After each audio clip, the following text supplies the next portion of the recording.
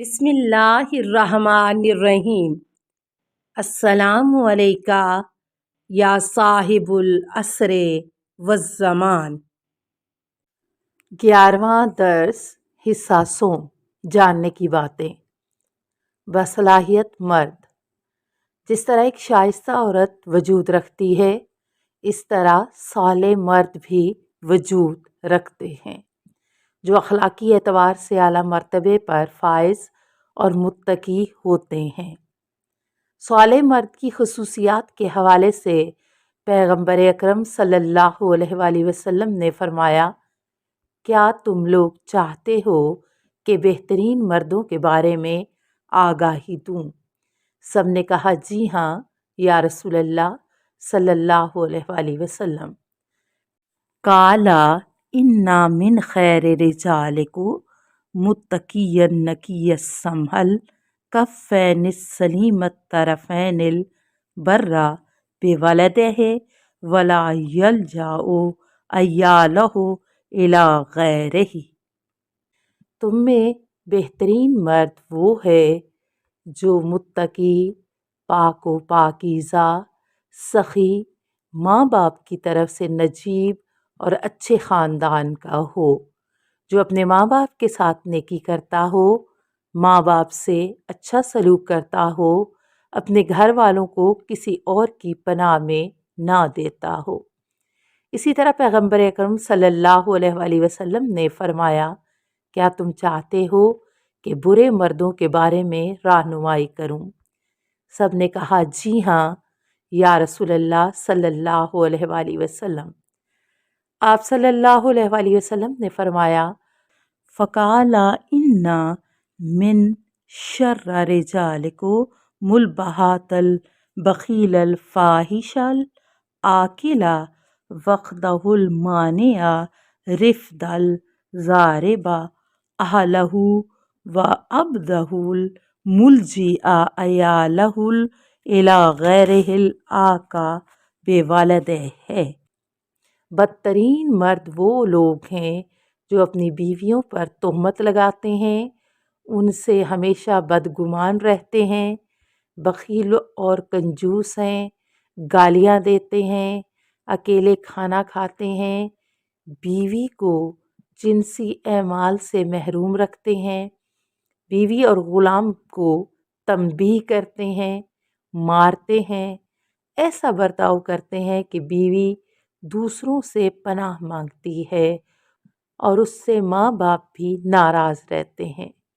اب یہ سوال اٹھتا ہے کہ کیا اسلام میں شریک حیات کے انتخاب کے لیے شرائط و ضوابط معین کیے گئے ہیں کہ شریک حیات کا انتخاب کیسے کیا جا سکتا ہے؟ جواب ہوگا جی ہاں۔ اس جگہ مرد و عورت دونوں میں فرق نہیں ہے، یعنی جیسے مردوں کو کہا گیا ہے کہ ایسے اپنے شریک حیات کے انتخاب میں احتیاط سے کام لیں، اسی طرح خواتین کو بھی کہا گیا ہے کہ وہ اپنے لیے مناسب شریک حیات کا انتخاب کریں۔ بعض روایات میں صرف مرد کا مومن ہونا ہی معیار مانا گیا ہے، یعنی اگر مرد با ایمان ہے تو عورت اس کو اپنے شریک حیات کے عنوان سے چن سکتی ہے، اور اتفاق سے یہی ایک طرح سے ہم کف ہونے کی علامت بھی ہے۔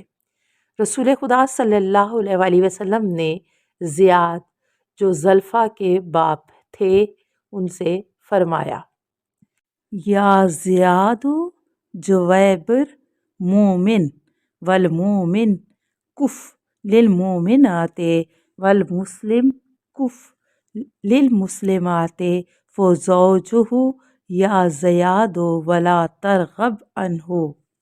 اے زیاد، جویبر مومن مرد ہے، مومن مرد مومنہ عورت کا ہم کف ہوتا ہے، مسلمان مرد مسلمان عورت کا ہم کف ہوتا ہے، لہٰذا اے زیاد اپنی بیٹی کی شادی جویبر سے کرنا، جو ہرگز پیچھے نہ ہٹنا۔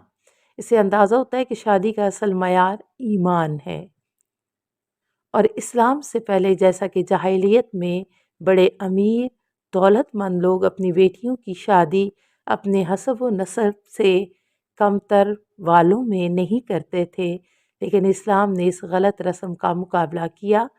یہ روایت اس بات کو بیان کرتی ہے۔ رسول اکرم صلی اللہ علیہ وسلم سے کسی شخص نے سوال کیا کہ اگر مرد کی اجتماعی اور اقتصادی حیثیت اس لڑکی سے جس سے شادی کرنے جا رہا ہے کم ہو تو کیا ایسی جگہ شادی کرنی چاہیے؟ فرمایا کرنی چاہیے، کوئی مشکل نہیں ہے۔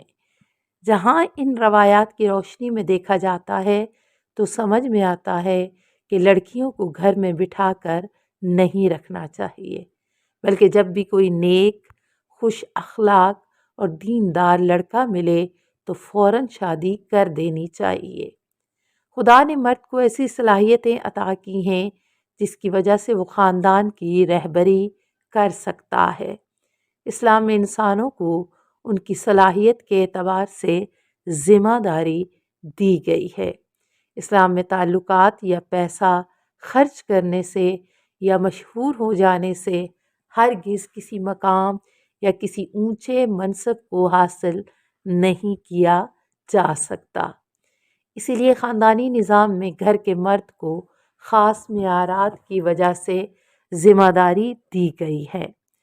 یہاں پر کوشش کی جا رہی ہے کہ جہاں تک ممکن ہو ان اصولوں یا معیارات کی طرف اشارہ کیا جائے جن پر توجہ کر کے مرد حضرات زیادہ بہتر طور پر گھر کی سرپرستی کر سکیں۔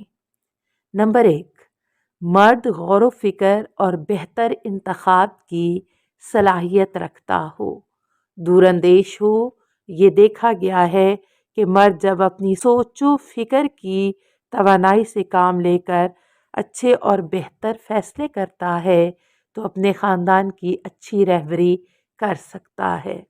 نمبر 2، چونکہ مرد کو عورت پر برتری حاصل ہے، یہ کبھی بھی اپنے آپ کو اپنی بیوی کے مد مقابل نہ لائے، بلکہ مرد مشورہ کرنے اور سوچ و نظریات کے تبادلے سے بلا واسطہ ان کی ہدایات پر عمل کرتا ہے۔ بعض اوقات مرد حرمت و احترام اور حیا کے دامن کو چھوڑ کر اپنی بیوی سے لڑتے ہیں، ان پر ہاتھ اٹھاتے ہیں۔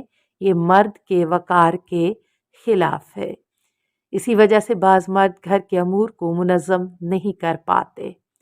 نمبر 3، مرد کی اچھی نشانیوں میں سے ایک نشانی اس کی بردباری بھی ہے کہ جس کی وجہ سے مرد اپنی بیوی کی غلطیوں کو تحمل کرتا ہے اور اس کو برا بھلا نہیں کہتا، اس طرح اپنی بیوی کے احترام کو ختم ہونے سے بچاتا ہے اور اپنی بیوی کے احترام کو پامال نہیں کرتا ہے۔ نمبر 4، مرد کو ہمیشہ یہ بات رکھنی چاہیے کہ عورت جذبات و احساسات کا پیکر ہے، اس لیے اس سے ہمیشہ اور زندگی کے ہر مسئلے میں منطقی کردار ادا کرنے کی امید نہیں رکھنی چاہیے۔ یہ بہت بڑی غلطی ہے کہ مرد حضرات چاہتے ہیں کہ خواتین بھی ان کی طرح جذبات و احساسات پر غلبہ پاتے ہوئے تمام کام انجام دیں۔ عورت احساسات اور محبت کا پیکر ہے۔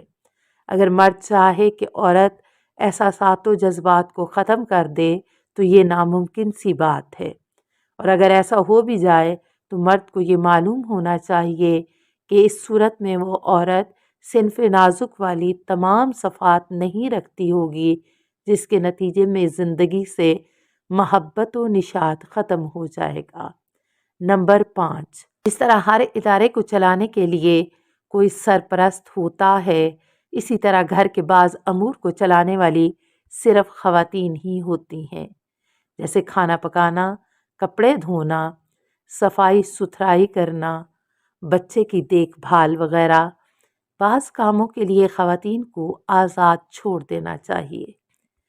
مسئلہ تب پیدا ہوتا ہے کہ جب بعض مرد گھر کے ہر کام میں دخل اندازی کرتے ہیں اور بلا وجہ کی روک ٹوک اور دخالت خواتین کو اس بات کا احساس دلاتی ہے کہ شوہر ان پر بھروسہ نہیں کرتے یا انہیں اس لائق نہیں سمجھتے۔